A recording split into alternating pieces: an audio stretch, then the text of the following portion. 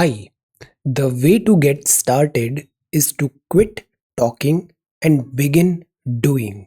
Today is 28th of August 2021.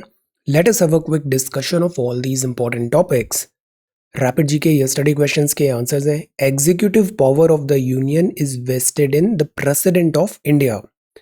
Article 56 deals with the tenure of the President. Prime minister वो person होता है जो communicate करता है प्रेसिडेंट को all the decisions of the council of minister, और ये प्रोविजन है आर्टिकल 78 में. सरकारिया कमीशन 1983 में आई थी. इसका मैंडेट था यूनियन और स्टेट के रिलेशंस को इम्प्रूव करना. आर्टिकल 80 में composition of council of states मतलब राज्यसभा और manner of election of its members mention है. सीईओ ऑफ नीति आयोग आज की डेट में है Shri Amitabh Kant ji. So these are answers of yesterday's questions. आज के सवाल हैं, who was the first deputy chairman of planning commission? Planning commission का फर्स्ट डेप्यूटी चेयरमैन कौन थे? बॉक्सर रिबेलियन अक्सर हम देखते हैं. This is related to which country? Buran wind local winds होती है और प्लैनेटरी विंड्स होती है. So Buran wind is a local wind. Buran wind blows across which part of the world? What is the full form of W3C? W3C. Which state is the sole producer of agate, chalk and perlite in India? ये तीनों minerals कहाँ पर मिलते हैं? Who has proposed steady state theory with respect to origin of universe? So these are 6 questions for today. आज की vocabulary है factless. Factless का मतलब होता है वो worthless है, incompetent है. डेस्परेशन है मतलब डेस्पेयर है, डिस्ट्रेस है, होपलेसनेस है, अफगानिस्तान. इरेडिकेट का मतलब होता है एलिमिनेट करना, do away with. Undermine, undermine मतलब किसी की महत्वता कम करना. Wear away, undercut, Erode, undermine superiors. Entail का मतलब होता है वो बहुत ज़रूरी है, नेसेसिटेट है, रिक्वायर्ड है और वो नीडेड है. So these are some vocabulary words. If you come across any other important word, write down that word along with its meaning in the comment section down below. अच्छी vocabulary रखना बहुत ज़रूरी है.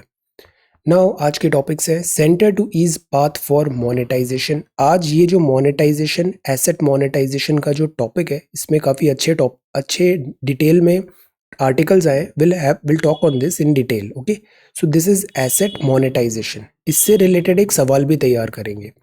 Then this is Deepor Beel और eco sensitive zone. इतने vaccination हुए हैं. दीपोर बील और इको सेंसिटिव जोन को भी हम डिटेल में देखेंगे. Then this is Aravalli. This is filled to the nines editorial near and present asset monetisation. Very well written. Execution is the key. Excellent article है ये. Then this is Afghan situation uncertain है. Pay fees for Covid orphans. Indian astrophysicist ने jumbo black holes का merger find किया है. This is geological survey of India. इसने animal discovery कुछ species find किया है, बुक में मेंशन है. This is alert for festive season. Army sports institute अब मिस्टर नीरज चोपड़ा के नाम पे होगा. Bring her back to school. Girl child and education. Mapping में ये मैपिंग इज बहुत important. This the name is black Sea. और ये सी सेट सॉल्यूशंस है and certain questions. So we are going to talk about all these important topics in next about 35 to 40 minutes. Our reference material is this The Hindu and this is Indian Express. Both are Delhi edition. First news है centre to ease path for monetisation. Centre monetisation plan कर रहा है. 6 लाख करोड़ का इससे फायदा होगा. Monetization मतलब centre के वो एसेट्स मतलब रोड्स, लैंड, बिल्डिंग्स, एनीथिंग जो आइडल पड़े हुए हैं, यूज नहीं आ रहा है, जहाँ पे एफिशिएंसी कम है, मनी जनरेट नहीं हो रहा, रेवेन्यू जनरेट नहीं हो रहा, उसको ये लीज पे, किराए पे सरकार देने का प्लान कर रही है. This is not sale, this is किराए पे देना, लीज पे देना. स्टेडी स्ट्रीम, ताकि एक इनकम सरकार को जनरेट हो जाए. Government plans to smoothen the process of asset monetisation. तो ये प्रोसेस तो अच्छी है बट इसका एग्जीक्यूशन डिफिकल्ट होने वाला है. तो गवर्नमेंट इसके एग्जीक्यूशन पे वर्क कर रही है, स्मूदन द प्रोसेस. अब सी बैकड्रॉप क्या है? नीति आयोग ने बोला 6 लाख करोड़ का नेशनल मोनेटाइजेशन पाइपलाइन है. इंफ्रा इन्वेस्टमेंट नॉर्म्स होंगे, स्ट्रीमलाइन होंगे अक्रॉस फाइनेंशियल सेक्टर. तो मोनेटाइजेशन से कितने पैसे आएंगे? 6 लाख करोड़ रुपए का टारगेट है. फाइनेंशियल स्टेबिलिटी डेवलपमेंट काउंसिल की अभी मीटिंग हुई थी, उसमें फाइनेंस मिनिस्टर ने चेयर किया और ये इस बात पे एम्फेसाइज किया कि जो रेगुलेटर्स हैं, जो मतलब एग्जीक्यूशन में काम आएंगे, जब वो वर्क एग्जीक्यूट होगा, वो रेगुलेटर्स को ज़्यादा फ्रेंडली बनाने की ज़रूरत है और वो रेगुलेटर स्मूदन आउट करें दिस एंटायर प्रोसेस को। तो दैट इज़ वाई जो एफएसडीसी की मीटिंग हुई, इसमें ये सारे रेगुलेटर्स को भी इन्वॉल्व किया। रेगुलेटर्स मतलब क्या होता है, जैसे reserve bank of India monetary related है, सेबी का किसका रेगुलेटर है, ये स्टॉक मार्केट का है, पीएफआरडीए है, आईआरडीए है, insurance related, provident fund. Finance ministry के ऑफिशियल्स इस पार्ट ऑफ द काउंसिल के थे, फाइनेंशियल स्टेबिलिटी डेवलपमेंट काउंसिल के। द पॉइंट इज कि ये जो इंफ्रास्ट्रक्चर है, ये बड़े ब्रॉड मैंडेट है इनका, ये बहुत सारे सेक्टर्स में है और इंटरडिपेंडेंस भी है। So that is why regulators की भी इंटरडिपेंडेंस होनी चाहिए, वरना आरबीआई ने ऑब्जेक्शन उठाया, फिर वो क्लियर होगा तो सेबी ने ऑब्जेक्शन उठाया, फिर सेबी और आरबीआई डिसएग्रीमेंट में हो रही है, आईआरडीए ने डिफरेंट ऑब्जेक्शन उठा दिया, तो इससे प्रोजेक्ट्स डिले हो जाते हैं। तो government wants to smoothen the process, inter regulator coordination जरूरी होगा। Pension funds, insurers, mutual funds, banks, बहुत सारे रिस्ट्रिक्शंस होते हैं इनके इन्वेस्टमेंट इंफ्रास्ट्रक्चर में, तो उसको भी ये ठीक करेंगे। Investment trust, real estate investment trust, अब इसको आगे लीड आर्टिकल में फिर से रिविजिट करेंगे। फॉर नाउ जो गवर्नमेंट एसेट मोनेटाइजेशन करना चाह रही है, तो उसका जो बैकग्राउंड वर्क है वो यहाँ पे रेडी हो रहा है, स्टेडी स्ट्रीम।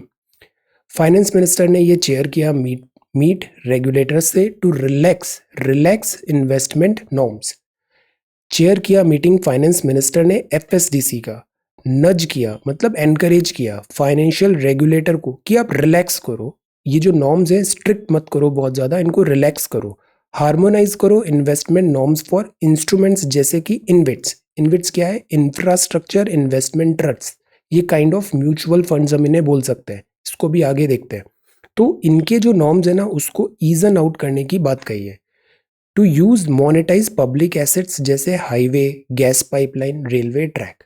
तो highways, gas pipeline, railway track, ये सब क्या है, ये सब है पब्लिक एसेट्स।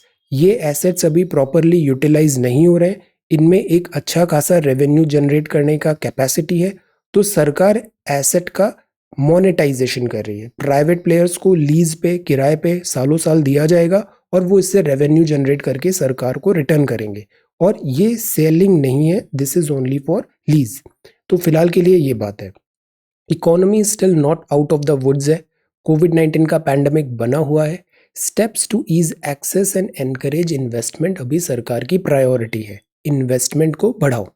अब सी यहाँ ना जो इन्वेस्टमेंट है इसका बेसिकली दो तरीके होंगे, एक तो पीपीपी मॉडल से होगा और दूसरा ये जैसे इंफ्रास्ट्रक्चर इन्वेस्टमेंट ट्रस्ट के मॉडल से होगा। तो जो पीपीपी होता है, पीपीपी का मतलब होता है पब्लिक प्राइवेट पार्टनरशिप, मतलब पार्टनरशिप हो रही है जिसमें गवर्नमेंट भी थोड़ा पैसा और एफर्ट लगा रही है और प्राइवेट भी लगा रहा है, दोनों मिलके काम कर रहे हैं। तो गवर्नमेंट की ओनरशिप से हो गई और प्राइवेट का एक्सपर्टीज और मैनेजमेंट हो गया, तो this is public private partnership. अब डिपेंडिंग अपॉन द पार्टनरशिप में investment by government and private sector, इसके अलग अलग मॉडल्स हो सकते हैं, जैसे हमने पढ़ा है बीओटी, बीडब्ल्यूटी, ऐसे अलग अलग मॉडल्स हैं। To examine the developments of airport in India through joint ventures under the public private partnership model, PPP model, इसका भी एक पीडीएफ है, मैं उसको भी शेयर कर दूंगा। बाकी जितने जो पीडीएफ्स टेलीग्राम में ओवर द टाइम शेयर किए हैं, उसका भी मैंने एक सिंगल फोल्डर में सारा वहाँ पे कलेक्ट कर लिया है उसे, तो have a look in this Google drive, download section in our website. तो पब्लिक प्राइवेट पार्टनरशिप में जो जॉइंट वेंचर्स हुए हैं उसमें एयरपोर्ट्स का अभी तक का हिस्ट्री कैसा रहा है, what are the challenges faced by the authorities in this regard. तो ये जीएस3 2017 का सवाल है मेंस का।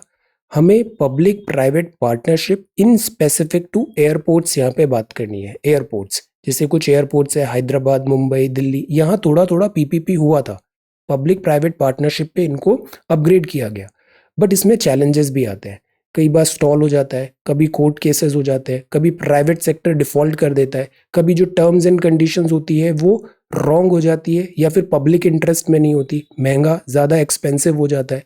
सो दीज आर सम चैलेंजेस, तो try to discuss this PPP and challenges क्या फेस करती है authority in this regard. This is very important because ये जो टॉपिक है एसेट मोनेटाइजेशन, वो इस साल काफ़ी न्यूज़ में बना रहने वाला है, तो प्रिपेयर दिस टॉपिक वेल। जो सेकंड है, this is about record 1 crore vaccination हुआ सिंगल डे में, एक्सीलेंट। अरे करीब 50 करोड़ लोगों को हो गया है, 50% जो जनता है उनको सिंगल डोज मिल चुका है, तो which is good. Record 1 crore vaccination in a day. ये बात है दीपौर बील का, breath is easy after eco sensitive zone notification. अब जैसे दीपौर बील है, ये असम गुवाहाटी के पास में है, तो यहाँ पे क्या है, जैसे रेलवे लाइंस निकल रही है। अब because this is a wetland, तो यहाँ पे बर्ड्स भी होंगे, एनिमल्स भी होंगे, एलिफेंट कॉरिडोर्स भी है। अब रेलवे लाइन हो रही है तो हर दूसरे तीसरे दिन हम न्यूज़ देखते हैं कि ट्रेन आ रही है, एलिफेंट का हर्ड सामने आ गया एंड एलिफेंट मर जाता है, तो विच इज रॉन्ग। तो यहाँ इको सेंसिटिव जोन का नोटिफिकेशन आया है। प्लस यहाँ पे माइनिंग एक्टिविटीज है, इलीगल टूरिज्म है, कंस्ट्रक्शन एक्टिविटीज है, ह्यूमन एंथ्रोपोजेनिक है। इन सब चीजों को चेक करना जरूरी है because this is eco sensitive zone. Ministry of environment, forest and climate change ने नोटिफाई किया कि ये जो Deepor Beel wild life sanctuary है south western edge of Guwahati में, ये अब होगा इको सेंसिटिव जोन। दीपौर बिल जो है ये one of the largest fresh water lake है असम की, और असम का ओनली रामसर साइट है, और ये इंपॉर्टेंट बर्ड एरिया भी है, तो this is important, Deepor Beel is important. अब हम समझते हैं what is ESZ, eco sensitive zone. Eco sensitive zone मतलब इकोलॉजिकली फ्रेजाइल एरिया है, वहाँ पे ह्यूमन एक्टिविटीज से बहुत ज़्यादा डैमेज हो सकता है, फ्रेजाइल है। ये वो एरिया होता है with in 10 kilometre around protected area. Protected area जैसे कि national park, wild life sanctuary. National park और वाइल्ड लाइफ सेंचुरी में क्या डिफरेंस होता है, लेवल ऑफ प्रोटेक्शन डिफरेंट होता है, तो answer national park and wild life sanctuary. तो ESZ होता है वो 10 किलोमीटर के आसपास का एरिया होता है national park and wild life sanctuary का, विद इन 10 किलोमीटर्स। ये नोटिफाई होता है MOEF FCC से, government of India, environment protection act 1986। ये एक्ट बहुत इंपॉर्टेंट है, एनवायरनमेंट प्रोटेक्शन एक्ट 1986। ये सेंसिटिव कॉरिडोर्स आ सकते हैं, कनेक्टिविटी, इकोलॉजिकली इंपॉर्टेंट पैचेस आ सकते हैं, लैंडस्केप का लिंकेजेस आ सकता है। 10 किलोमीटर भी कोई हार्ड एंड फास्ट नहीं है, इससे बियॉन्ड भी ये स्ट्रेच हो सकता है। बेसिक एम जो है, थीम है, वो ये है, रेगुलेट करें certain activity around national park, wild life sanctuary, ताकि मिनिमाइज हो पाए negative impact of such activity on fragile ecosystem encompassing that protected area. तो this is ecological sensitive zones. अब प्रोहिबिटेड एक्टिविटी क्या होती है, जैसे कमर्शियल माइनिंग नहीं होगा, यहाँ पे सॉ मिल्स लग जाती है, लकड़ी की कटाई वगैरह वो नहीं होगा। Industries causing pollution, air, water, soil, noise, anything, वो नहीं होगा। हाइड्रो इलेक्ट्रिक प्रोजेक्ट नहीं लगाएंगे, कमर्शियल यूज ऑफ वुड नहीं होगा, tourism activity like hot air balloon वगैरह यहाँ पे एनकरेज नहीं करेंगे। डिस्चार्ज ऑफ एफुलेंट भी नहीं होगा सॉलिड वेस्ट का, जिससे यहाँ पे पॉल्यूशन हो। ये सारी एक्टिविटी प्रोहिबिटेड है। रेगुलेटेड क्या होगा, ट्रीज ऐसा भी नहीं है कि नहीं काट सकते, बट वो रेगुलेटेड होगा, ऐसा नहीं कि अनरेगुलेटेड वहाँ पे ट्री फैलिंग हो रही है। होटल्स वगैरह हैं वो भी रेगुलेटेड होंगे, इको टूरिज्म को बढ़ाएंगे हम।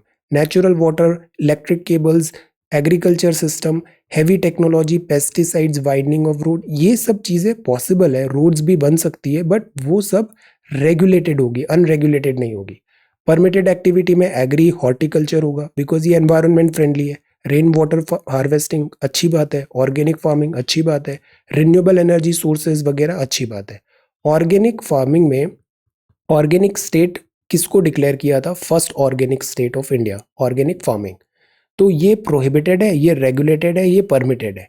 सिग्निफिकेंस क्या है, इम्पैक्ट ऑफ अर्बनाइजेशन, जैसे दीपौर बिल गुवाहाटी में, अब गुवाहाटी की पॉपुलेशन बढ़ रही है, तो गुवाहाटी की पॉपुलेशन बढ़ेगी तो वो जंगल को एनक्रोच कर लेते हैं।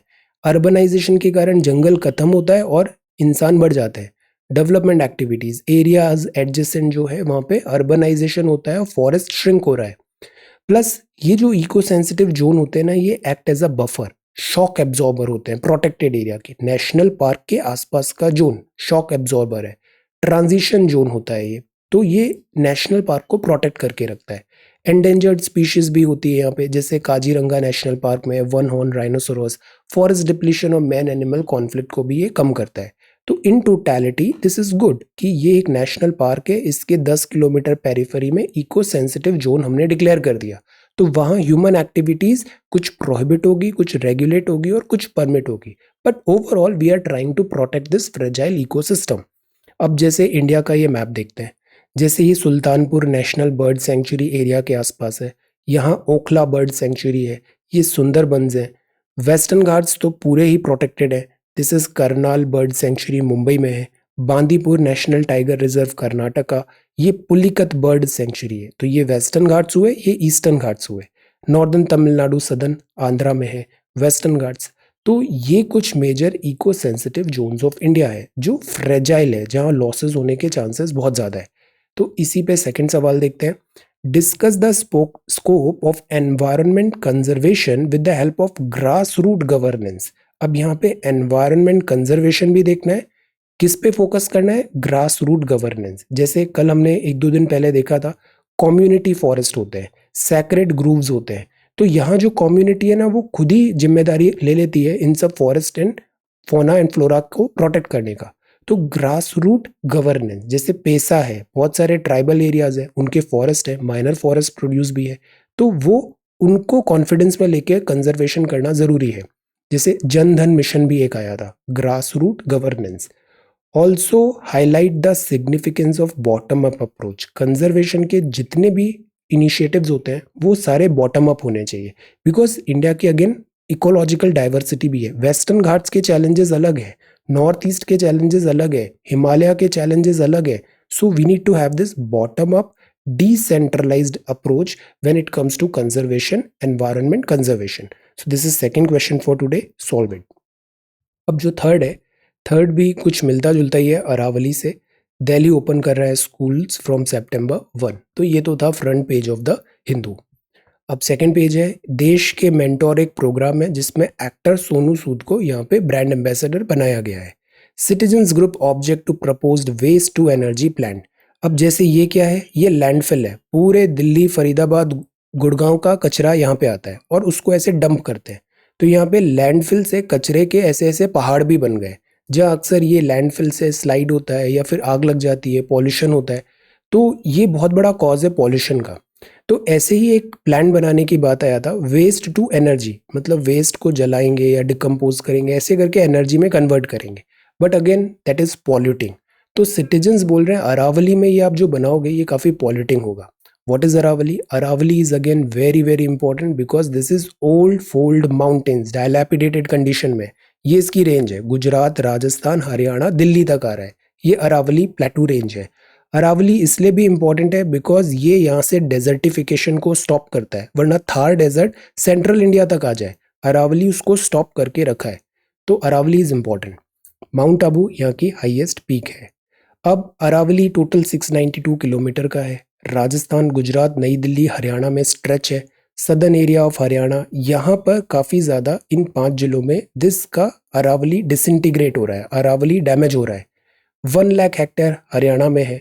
तो मेन कंसर्न यही है कि जो यहाँ पे डिफॉरेस्टेशन हो रहा है, इलीगल माइनिंग हो रही है, ऑनरशिप ऑफ लैंड है, यहाँ पे बिल्डिंग्स बन रही हैं फॉरेस्ट में। तो एनक्रोचमेंट इज वन थिंग, और यही एनक्रोचमेंट अगर कंटिन्यू हुआ तो 10-5 साल में तो अरावली खत्म हो जाएगा। इकोलॉजिकल सिग्निफिकेंस बहुत ज़्यादा है अरावली का, कॉम्बैट करता है डेजर्टिफिकेशन। अब जैसे आप आंसर लिखते हो ना, आपको टाइम कम लग रहा है, आप सीधा सीधा लिखो इकोलॉजिकल सिग्निफिकेंस। पहला पॉइंट कॉम्बैटिंग डेजर्टिफिकेशन, दूसरा पॉइंट इंपॉर्टेंट ड्रेनेज सिस्टम, तीसरा point enhance precipitation and checks drought, rich habitat for biodiversity है। लेटेस्ट सेंसस के हिसाब से यहाँ पे इतने कार्निवोर्स हैं, इतने बर्ड्स, इतने एनिमल्स, फ्लोरा फोना है। इंपॉर्टेंट सोर्स है रिसोर्सेज एंड मिनरल का। तो आपने देखिए जल्दी जल्दी 5 पॉइंट बता दी, more than sufficient. This is the way to write answers, क्योंकि रियल टाइम जो एग्जाम होता है ना, उसमें सबसे बड़ा एक कंस्ट्रेंट होता है स्पीड का, टाइम और अंडर प्रेशर आपको परफॉर्म करना होता है, तो दैट इज डिफरेंट थिंग। तो वर्बोसिटी कम होनी चाहिए, टू द पॉइंट लिखने की ज़्यादा कोशिश करिए। ऑल्दो आप बहुत अच्छे आंसर्स लिख रहे हो, I am regularly checking your answers, you are on the right track. Keep up with this momentum और इसको पॉलिश करिए, रिफाइनमेंट करिए। सब्जेक्टिव में कुछ गलत और सही नहीं होता है, you have your own creativity, you have got your own creativity, so refine. और इस तरह के ज़्यादा से ज़्यादा कंटेंट लिखने की कोशिश करिए कम से कम टाइम पे, ये काफ़ी हेल्प करेगा। फिल्ड टू द नाइन्स, अब ये बात है collegium system. Filled to the nines, पता है आंसर राइटिंग ना कोई रॉकेट साइंस नहीं है, it is not a rocket science. एक हद के बाद ना इसमें बताने के लिए ज़्यादा कुछ है भी नहीं। आप आंसर लिखते हो, प्रश्न को बड़े अच्छे से पढ़ो, सावधानी से धीरे धीरे पूरा प्रश्न पढ़ो, प्रश्न में जो पूछा है और सारे पार्ट ऑफ क्वेश्चंस को आप एड्रेस करो। जो भी आप लिखो उसको सिलेबस के आसपास रखने की कोशिश करो, सिलेबस में जो मेंशन है उन टॉपिक्स पे, उस थीम पे। थर्ड, जैसे आप प्रश्न पढ़ते हो ना, तो आधा आंसर लिख लिया, एक बार आप फिर से प्रश्न पढ़ो। ये एक हैबिट बना लो कि हाफ आंसर लिख लिया है, अगेन रीड द क्वेश्चन। इससे क्या होगा, आप साइडवेज नहीं जाओगे, आप जो प्रश्न में पूछा है उसी पे लिखोगे। अदरवाइज क्या होता है, आधा लिखने के बाद हम साइडवेज चले जाते हैं। तो remember this thing, okay. Filled to the nines, ये बात है, अपॉइंटमेंट्स फ्री है सुप्रीम कोर्ट में, is welcome, augurs well for diversity and representation. तो this is again good. Supreme Court में काफ़ी शॉर्टेज हो रहा था जजेस का, अपॉइंटमेंट नहीं हो रहा था। 9 नाम अभी आए तो अपॉइंटमेंट अब होगा। प्रोसेस क्या है, एक होता है कोलेजियम, कोलेजियम नाम रिकमेंड करता है। दूसरे होते हैं एग्जीक्यूटिव, एग्जीक्यूटिव इन नाम को अप्रूव करते हैं। तीसरा होता है प्रेसिडेंट ऑफ इंडिया, जो इन अप्रूव्ड नेम का अपॉइंटमेंट करते हैं। तो this is the process, collegium, executive, president. Supreme Court में सैंक्शन जजेस हैं 34, अभी प्रेजेंट नंबर है 33। ओपेक कोलेजियम पे हमेशा सवाल उठते हैं कि इसमें ट्रांसपेरेंसी नहीं है। कोलेजियम ने जो नाम रिकमेंड किए वो किस बेसिस पे किए, क्या क्राइटेरिया था, ये ओपेकनेस है यहाँ पे। बट बिलीफ ये भी है कि this is fine judgement of honourable जज साहब। तो बुलवर्क है against executive intervention, because constitution में भी लिखा है सेपरेशन ऑफ पावर। तो that is why collegium system अभी कंटिन्यूड है। बट बात यह है कि इसमें भी जो सवाल उठते हैं लैक ऑफ ट्रांसपेरेंसी के, जैसे कुछ नाम है वो जजेस का अपॉइंटमेंट क्यों नहीं हुआ, कुछ नाम हुए जो सीधा बार काउंसिल से पिक हो गए, तो क्या यहाँ फेवरेटिज्म भी नहीं हो रहा है। द पॉइंट इज, इसमें जो फाइन जजमेंट है जुडिशरी का और इथोस का, वो लॉस्ट नहीं होना चाहिए। गोइंग फॉरवर्ड हम केवल यही विश कर सकते हैं कि इम्पास नहीं बने, जैसे पिछले काफ़ी टाइम से बना हुआ था। यहाँ कोलेजियम से नाम आ गए बट एग्जीक्यूटिव उसको आगे फॉरवर्ड ही नहीं कर रहा था, तो नया अपॉइंटमेंट ही नहीं हो पा रहा था जजेस का, तो वो इम्पास नहीं होना चाहिए। जुडिशरी ऑलरेडी काफ़ी ज़्यादा सैंक्शन स्ट्रेंथ से कम है, यहाँ पे नंबर्स अंडर स्टाफ्ड है, तो उसको एड्रेस करना ज़रूरी है। Justice delayed is justice denied.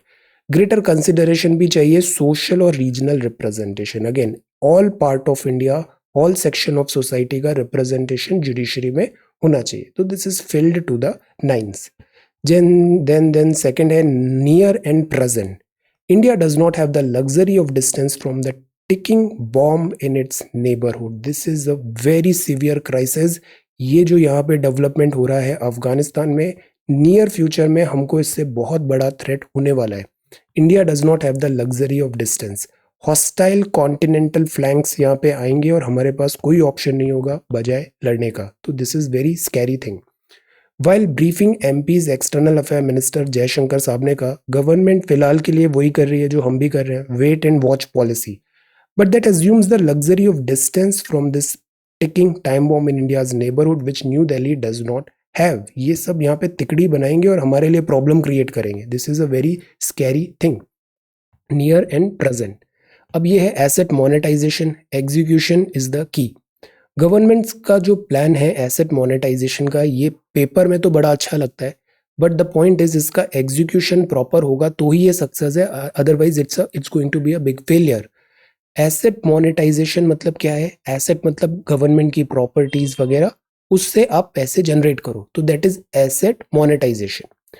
Government parts with its asset, जैसे अब प्रॉपर्टी क्या है, रोड्स है, कोल माइंस है, इन सबको स्पेसिफाइड पीरियड ऑफ टाइम में कोई लमसम पेमेंट लेके गवर्नमेंट किराए पे देगी।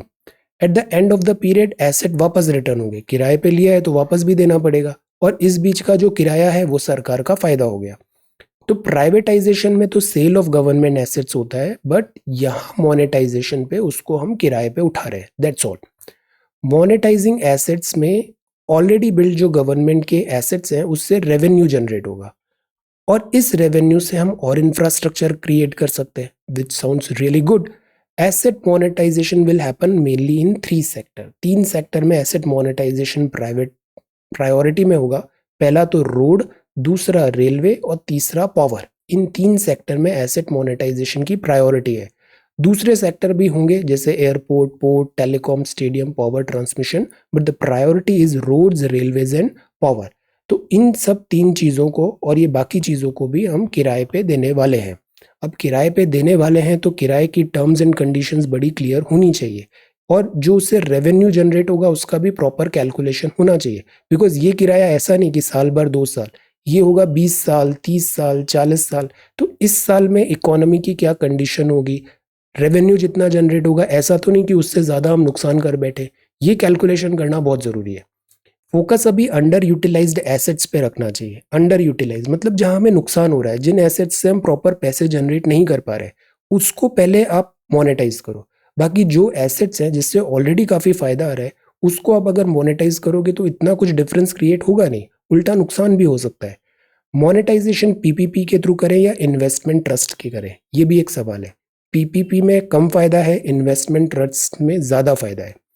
प्राइवेट सेक्टर बेटर यूटिलाइजेशन करता है, प्राइवेट सेक्टर की एफिशिएंसी ज़्यादा होती है, तो अगर वो इन एसेट्स को ऑपरेट करेगा तो रेवेन्यू ज़्यादा जनरेट होगा। ये और आर्ग्यूमेंट है which sounds good, but the point is good assets हैं जो ऑलरेडी अपने प्राइम पर है, मतलब इससे ज़्यादा और पैसा जनरेट नहीं हो पाएगा, तो वहाँ तो प्राइवेट भी आ जाए तब भी कोई बिग डिफरेंस नहीं होगा, और उससे गवर्नमेंट को लॉसेस भी होंगे। सो द पॉइंट इज किन एसेट्स को मोनेटाइज करना है, गुड को नहीं, जो अंडर यूटिलाइज्ड है उसको मोनेटाइज करें। पब्लिक अथॉरिटी को लेस इक्विटी कैपिटल की ज़रूरत पड़ती है। जैसे सरकार को कोई काम करना है तो उसको सस्ते दर पे लोन मिल जाएगा, एक्सेस डेट मोर चीपली। प्राइवेट प्लेयर को ज़्यादा पैसे देने पड़ते हैं। तो सरकार अगर इन्वेस्टमेंट करती है ना, तो वो in any day is better than private sector. Higher cost of capital होती है बिकॉज प्राइवेट प्लेयर का, अब कॉस्ट ज़्यादा है, प्राइवेट सेक्टर नुकसान में तो रहेगा नहीं, तो वो क्या करेगा, कीमतें बढ़ा देगा, बिकॉज उसको तो प्रॉफिट करना है, सेलिंग प्राइस बढ़ा देगा because cost price is more. तो नुकसान में कौन रहेगा, हम लोग नुकसान में रहेंगे, आम जनता। पब्लिक इंटरेस्ट बैक सीट में हो जाएगा। और ये कोई 1-2 साल का किराए में नहीं देना है, ये 30-50 साल का है, तो बहुत सोच समझ के यहाँ पे लीज देना चाहिए। There is no incentive for the private player to invest in asset towards the end of tenure of monetisation. ये बड़ा इंपॉर्टेंट पॉइंट है ये। जैसे 30 साल के लिए लीज पे दिया, 20-25 साल तक प्राइवेट प्लेयर ने उसे अच्छा किया, आखिरी 5 साल उसने उस पर पैसे लगाना ही बंद कर दिया, बिकॉज वो 5 साल बाद तो हैंड ओवर करना ही है।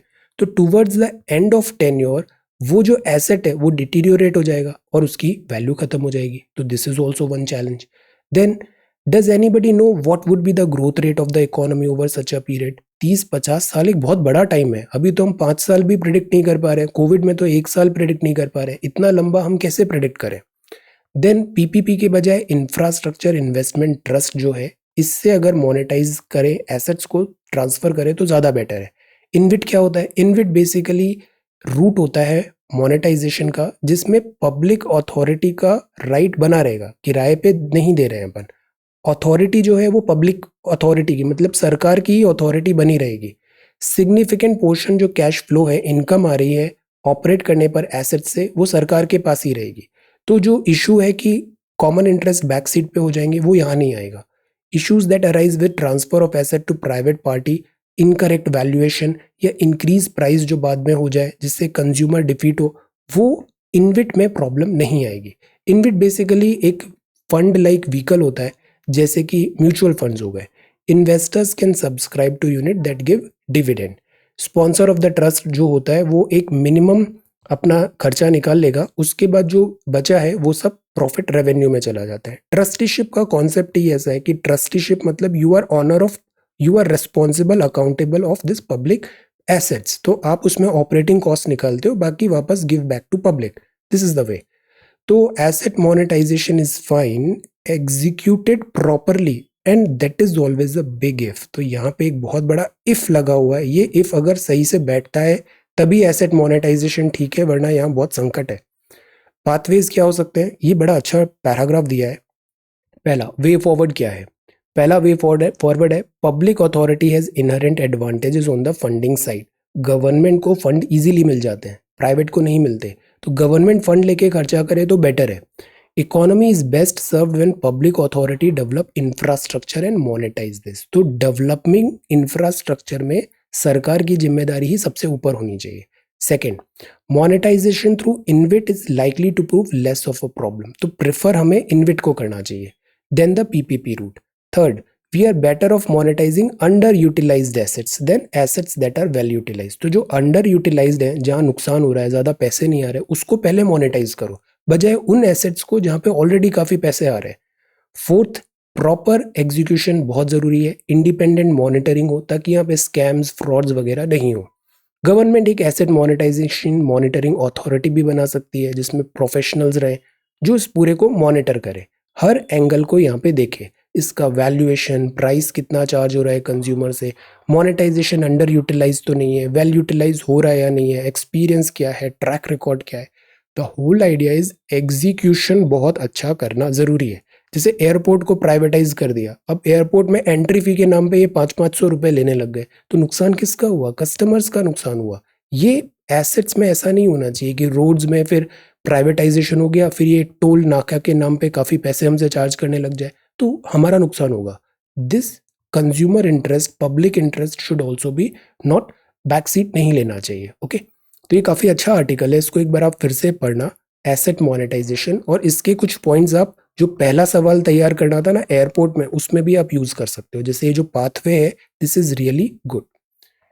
अफगान सिचुएशन अनसर्टेन है, says India, recognition of the Taliban amounts to jumping the gun, external affair ministry ने कहा ये नया संकट क्रिएट हो गया तालिबान, एसेट मोनेटाइजेशन, और उससे भी बड़ा संकट फिर ये ISIS है, बिकॉज अगेन यहाँ अगर ये चीज़ होती है, ये बहुत ज़्यादा रेडिकलाइज करने वाले हैं, और इसके बाद जो पूरे नेबरिंग कंट्रीज है ना उनके लिए ये एक बहुत बड़ा नाइटमेयर क्रिएट होगा। दिस इज राइजिंग कोविड-19 केसेस एक्सप्लेन्ड, हरियाणा में taking the mat by storm, gender, यहाँ पे एम्पावरमेंट ज़रूरी है, सोसाइटी पैट्रियार्कियल व्यूज़ को चेंज करना ज़रूरी है। देन दिस इज न्यूज़ है SKM और पॉलिसी मेकिंग। अब ये जो स्टेटमेंट है ना, नोट इट डाउन, कहीं भी यूज़ करना है। Policy making is an evolving process, governance is an evolving process, decision making is an evolving process, use it like that. Dipor bill breathes easy after notification. Languishing का मतलब क्या होता है? Answer, Afghan situation uncertain है, opposition raises internal security concerns, then this is infighting. Astrophysicist वो होते हैं जो इस एस्ट्रोलॉजी, इसमें एस्ट्रोलॉजी नहीं, एस्ट्रोनॉमी में वो वर्क कर रहे हैं, दिस स्काई ग्रेजिंग वगैरह इन बिग हेवनली ऑब्जेक्ट्स जो हैं, जैसे ब्लैक होल्स हुआ, सन हुआ, एट्सेट्रा। तो इन्होंने अभी स्पॉट किया है rare merger of 3 jumbo black holes. This is Navodaya school open हो रहे हैं, this is important. Expert sound alert for festive season, कोविड-19 फेस्टिव भी आ रहा है, बी वेरी वेरी केयरफुल। जो ऑर्फन्स हो गए उनका फी सरकार पे करे, उनकी एजुकेशन डिसकंटिन्यू नहीं होनी चाहिए। ये जूलॉजिकल सर्वे ऑफ इंडिया है, इसका हेडक्वार्टर कहाँ पर है आप बताओ? सवाल आया था, ZSI का हेडक्वार्टर। तो ZSI मतलब फ्लोरा फोना, जूलॉजिकल है। जूलॉजिकल सर्वे ने एक बुक निकाली है एनिमल डिस्कवरीज 2020, और ऐसे करके इसने नई कुछ स्पीशीज ऐड की है। ये फॉनल है, कल मैप में भी देखा था ना, फॉनल। फॉनल मतलब एनिमल, फ्लोरा मतलब ट्रीज, प्लांट्स, एटसेट्रा। तो ये जूलॉजिकल है, तो दिस इज फॉनल। एक बोटैनिकल सर्वे ऑफ इंडिया भी है, उसका हेडक्वार्टर भी बताइए, तो वो हो जाएगा फ्लोरा। मिनिस्ट्री अग्री हुई है 7 हिमालयन हाइडल प्रोजेक्ट्स में, हिमालय में है। This is prepping for Kabul, or pick of the week, pocket watch is step up, breaking an addiction, this is we will hunt you down, Biden ने कहा है। But अब USA की इतनी credibility रही नहीं, ये देख एक नया थ्रेट जनरेट हो रहा है यहाँ पे। Taliban wants Turkey to run Kabul airport. Now see, ये जितना भी एपिसोड्स है ना, मिडिल ईस्ट का मैप देखा हमने, ये जो भी एपिसोड है इसमें ये रिलीजन को फ्रंट पे रखते हैं, बट एक्चुअल जो चीज़ है ना वो पूरा पूरा पावर स्ट्रगल है। हर किसी को अपनी पावर स्ट्रगल चाहिए, हर किसी को अपने कंट्री के इंटरेस्ट बढ़ाने, और उसके कारण ये केओस और डिस्टर्बेंस यहाँ पे क्रिएट हो रहा है। अब जैसे US इवैक्यूएट कर रहा है, तो टर्की चाहता है कि वो काबुल एयरपोर्ट को मतलब रन करे, तो इससे टर्की का स्ट्रैटेजिक सिग्निफिकेंस बहुत बढ़ जाएगा अफगानिस्तान में, तालिबान में उसके इंटरेस्ट बढ़ जाएंगे। और इससे प्रॉब्लम किसको होगा? प्रॉब्लम होगा सऊदी को, बिकॉज जो सऊदी अरेबिया है, सऊदी अरेबिया में होली प्लेसेस हैं इस्लाम के, तो सऊदी ट्रेडिशनली खुद को लीडर मानता आया है। बट अब इस लीडरशिप पे चैलेंजेस होते हैं। एक चैलेंज करता है टर्की, तो टर्की, पाकिस्तान, मलेशिया, इन्होंने एक ट्रायोका बनाने की भी कोशिश किया था सऊदी को अंडरमाइन करने के लिए। देन दूसरा चैलेंज ऑब्वियसली दिस ईरान से आता है। तो इस पूरे एपिसोड में कहीं ना कहीं एक बहुत बड़ा जो मुद्दा है ना वो है, it's all about power struggle. USA क्यों यहाँ पे आया? पावर मूव था, वो अपनी पावर प्रोजेक्शन के लिए आया था। टर्की क्यों आना चाहता है? पावर प्रोजेक्शन है यहाँ पे। बट इस सबसे नुकसान किसका हो रहा है? जो लोकल अफगानी है। Then this is self seeking individuals curtailing intentions of IBC, CA ने कहा, economic adviser. India Australia aim for early harvest trade pact by December. Cloud users data keys at risk, Microsoft ने कहा। Data security chance for India है medal का, because China अभी यहाँ पे play नहीं करेगा एशियन चैंपियनशिप। फाइनली पुजारा तो अच्छा है, कोहली भी अच्छा खेल रहा है in third day. Then this is sports, ये Olympians from the armed forces को फैसिलिटेट किया गया। ये जो स्टेडियम है वो नीरज चोपड़ा के नाम पे, ASI stadium is now named after Neeraj Chopra. Ministers ने यहाँ पे प्रेज भी किया contribution of ASI. So this is the Hindu. अब इंडियन एक्सप्रेस में आते हैं। See ordinary, who is going to pay for all these things? Ordinary Afghan. अभी काबुल पोर्ट में जो लॉसेस हुए, look at the numbers, US के 13 हैं, बट अफगान कितने गए और कितने और जाएंगे? This is the problem. Then this is thing, Biden को अगर सिंसियरली करना है तो पहली बात तो इवैक्यूएशन इतना हैपहैज़र्ड वे में नहीं करना था। इतने सारे लोग हैं, आप डेडलाइन फिक्स नहीं कर सकते। हमारा टैक्स वैक्स में ही हम देखते हैं डेडलाइन कहाँ मीट होती है। तो द पॉइंट इज, इन्होंने बहुत अनप्लैंड वे में इवैक्यूएशन किया और उसी के कारण ये जितनी भी ट्रबल हो रही है ना, all because of this United States of America की poor policies. Bajrang backs Neeraj protest over agenda. Now this is one thing. Athletes. Then facial recognition spreads concern. This data protection जरूरी है. A judge should not be strict without a judge should be strict without being harsh. कई बार क्या होता है, strict होना पड़ता है वरना लोग काम नहीं करेंगे। एज अ ब्यूरोक्रेट आप देखोगे कई बार आप स्ट्रिक्ट नहीं होगे, डांट के काम नहीं कराओगे तो काम नहीं होगा। बट इसका मतलब ये नहीं है कि स्ट्रिक्ट का मतलब आप हार्श हो जाओ। दोनों में एक फाइन लाइन है और यही फाइन लाइन है जो लीडरशिप में ज़रूरी होती है। जहाँ ज़रूरत हो स्ट्रिक्ट हो, बट ऐसा भी नहीं हो कि आप इनह्यूमैन हो जाओ। इनह्यूमैन हम कई बार देखते हैं ब्यूरोक्रेट्स वगैरह ऐसे कंट्रोवर्सी में पड़ जाते हैं because they are acting harsh. उनका इंटेंशन सही है, वो लॉकडाउन का इम्प्लीमेंट करा रहे हैं, जो स्ट्रिक्ट हो रहे हैं वो आम जनता के बेनिफिट के लिए ही कर रहे हैं, बट जो तरीका है वो गलत हो जाता है। तो विदाउट बीइंग हार्श, ये बड़ा इंपॉर्टेंट लेसन है जो समझना चाहिए। देन कोहैबिटिंग विद कोविड, एक टाइम आएगा कोविड आम बीमारी जैसा हो जाएगा, ऐसा प्रिडिक्शन है। मिस्टर दिस इज टेरर इन काबुल और क्रूड फैक्ट है। रियलिस्टिक प्लान हमें एडिबल ऑयल का डोमेस्टिक कंजम्पशन बढ़ाने के लिए होना चाहिए, बट बायोडाइवर्सिटी लॉस नहीं होना चाहिए। हेल्पिंग हैंड टू काबुल, जैसे 2-3 पॉइंट्स दिए हैं यहाँ पे। India follows the demand driven approach. जैसे काबुल ने बोला, अफगानिस्तान ने बोला हमें डैम चाहिए, हमने डैम बना दिया। उन्होंने बोला रोड चाहिए, हमने रोड बना दिया। पार्लियामेंट चाहिए, पार्लियामेंट। तो इंडिया कभी भी ना फोर्स नहीं करता है, बुली नहीं करता है। जो डिमांड आती है we provide them. Second, India जो है उसने सॉफ्ट मीन से स्ट्रैटेजिक लेवरेज वगैरह, पॉलिटिकल ट्रैपिंग, कोई हमारे दूसरे हमारे इंटेंशंस नहीं थे। We work for this Afghan people, और अफगान में भी हमने यही बोला अफगान लेड होना चाहिए, अफगान ओन्ड होना चाहिए जो भी यहाँ पे पीस प्रोसेस हो। We do not project ourselves, okay, project in the sense we do not force ourselves. This is bring her back to school. Again problem है, पैंडेमिक के कारण क्या हो रहा है, बहुत सारे जो गर्ल्स हैं वो स्कूल जा नहीं पाए। स्कूल जा नहीं पाए तो बहुत सारे अर्ली चाइल्ड ब्राइड्स की भी बात आ रही है। प्लस हमारा पैट्रियार्की ऐसा है कि गर्ल चाइल्ड अगर घर पे है तो उसको घर के डोमेस्टिक वर्क में लगा देते हैं, which is very very wrong. तो इससे क्या होता है, लर्निंग आउटकम कम हो जाता है। हम एजुकेशन तो दे रहे हैं बट गर्ल का एजुकेशन, गर्ल का करियर, ये हमेशा सेकंड सीट, बैक सीट क्यों ले लेता है, ये एक सवाल है। तो bring her back to school, school में लाना बहुत ज़रूरी है ताकि हम ये सब चीज़ों को करेक्ट कर पाए। The land questions and answer, land reforms are again necessary. Then we will hunt you down, Biden बोल रहे हैं। This is Mexico border issue है, यूएसए का हर जगह प्रॉब्लम चल रहा है। After decades of war this wreck havoc कर सकते हैं, वर्ल्ड को बहुत अलर्ट रहने की ज़रूरत है। Then this is higher education, Boeing 737 Max, New Zealand, CSR spending, okay. Then this is rupee gain and Microsoft database. CSR में कितना परसेंट प्रॉफिट का आपको सोसाइटी को गिव बैक करना पड़ता है, आंसर वो परसेंट कितना है, कॉर्पोरेट सोशल रेस्पॉन्सिबिलिटी। कल एक सवाल देखा था ना, give it back, corporate social responsibility. So this is the Hindu and Indian express. आज का जो मैप है ये भी अगेन बहुत इंपॉर्टेंट है बिकॉज ये है ब्लैक सी। ब्लैक सी क्यों इंपॉर्टेंट है, एक तो रशिया अपनी मसल स्ट्रेंथ, पावर प्रोजेक्शन ज़्यादा असर्टिव कर रहा है। रशिया ने क्रीमियन पेनिनसुला को यूक्रेन से ले लिया। यूक्रेन यहाँ पर है, ये फॉर्मर यूएसएसआर के मेंबर्स थे, बट रशिया अभी भी यहाँ पे अपना पावर प्रोजेक्शन रखना चाहता है। क्यों चाहता है? बिकॉज जो ब्लैक सी है, ब्लैक सी से रशिया एक्सेस कर सकता है मेडिटेरेनियन सी को, अदरवाइज रशिया को यूरोप एक्सेस करना बहुत डिफिकल्ट है। ऊपर आर्कटिक से जाएगा तो वो बड़ा चैलेंजिंग है। बट अगर यहाँ से रशिया सी ऑफ अजोव जाए, सी ऑफ अजोव से कर्च स्ट्रेट पे आए, कर्च स्ट्रेट से ब्लैक सी पे आए, ब्लैक सी से बॉस्फोरस स्ट्रेट पे आए, फिर सी ऑफ मारा मारा पे आए, और फिर डार्डेनल स्ट्रेट आए और एजियन सी आ जाएगा, तो सी मेडिटेरेनियन ओपन हो गया। मेडिटेरेनियन ओपन होते ही पूरा यूरोप ओपन हो गया। मेडिटेरेनियन ओपन होते ही रेड सी ओपन हो गया स्वेज कैनाल से। सो दैट इज वाई जो ब्लैक सी है, रशिया इसको खुद का बैकयार्ड समझता है और यहाँ अपनी डोमिनेंस बनाए रखना चाहता है।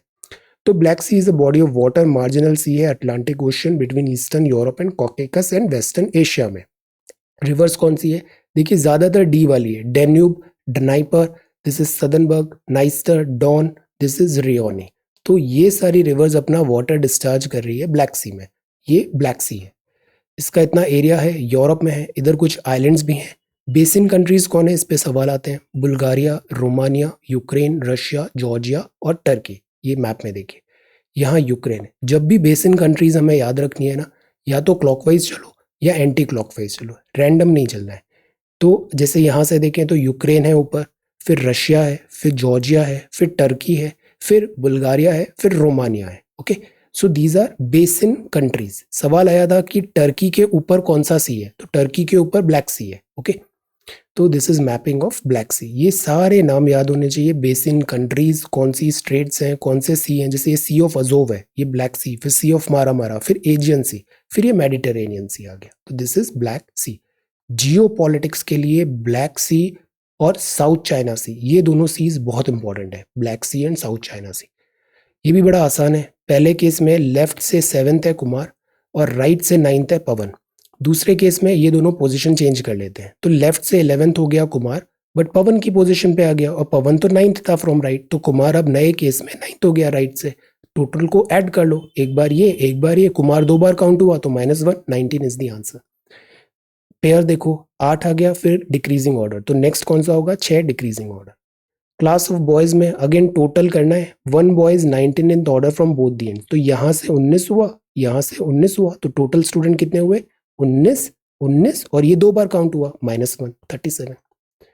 If the digits in the number these are arranged in ascending order from left to right, what will be the sum of the digits which are fourth from the right and third from the left in the new arrangement? Very easy, but इसको बहुत carefully करना है। सी set में तभी problem आएगी जब ये 2 घंटे आप सिंसियरली पेपर अटेम्प्ट नहीं करोगे। अगर आप सिंसियरली फुल फोकस कॉन्सेंट्रेशन से पेपर 2 अटेम्प्ट करोगे ना, कोई प्रॉब्लम नहीं आनी है 66 नंबर लाने में। सो solve this. Then the priest told the devotee, the temple bell is rung at regular interval of 45 minutes. Last bell was rung 5 minutes ago. Next bell due है इस टाइम पे.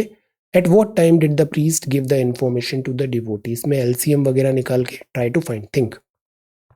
Manoj and Satya are ranked 7th and 11th respectively from the top in a class of 31 students. What will be their respective ranks from the bottom in the class? Again rank find करिए, bottom से आ जाएगा. Total student 31 है. Okay, so these are CSAT questions. ये solutions है। Turkey का map बहुत ज़रूरी है, एएसआई का नाम चेंज हुआ है। ये आर्टिकल एक बार फिर से पढ़िएगा और इसके पॉइंट्स यूज़ करिएगा क्वेश्चन नंबर 1 को सॉल्व करने में। Near and present filled to the nines, ये एनवायरमेंटल कंजर्वेशन का, ये भी बड़ा इंपॉर्टेंट सवाल है, solve it. Okay, then this PPP. So this is 28th of August 2021. Thank you so much for watching this video. Take care, study well and be safe.